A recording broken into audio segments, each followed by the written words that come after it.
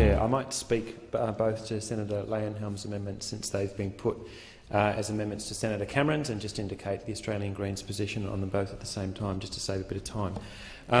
With respect to Senator Leyenhelm's admission and acknowledgement that there needs to be transparency, and so therefore agreeing with some of what Senator Cameron has produced, we strongly agree.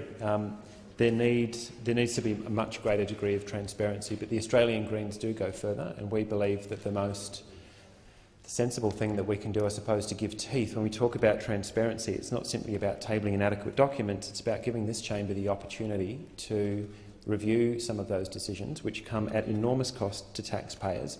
And quite frankly, this is an expression, in my view, of distrust in the way that this government is handling infrastructure disbursements and the way that the former Howard government handled it, just basically parachuting vast. Senator McDonald, it is a useful interjection. Ms Gillard and Prime Minister Rudd introduced Infrastructure Australia to prevent you and your colleagues, through you, Chair. Order. Order. I would ask senators not to interject, and I'd ask you, Senator Ludlam, to address your remarks through me. People have been asking Senator McDonald not to interject for I've drawn his attention to that too.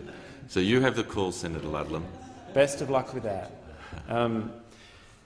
That effectively Infrastructure Australia plays some of these investment decisions at arm's length from politics, and we saw and we're seeing effectively now the reversal of that policy, an attempt to gut Infrastructure Australia's independence that was rebuffed, amended and returned to the House of Representatives by this place in quite a collaborative way.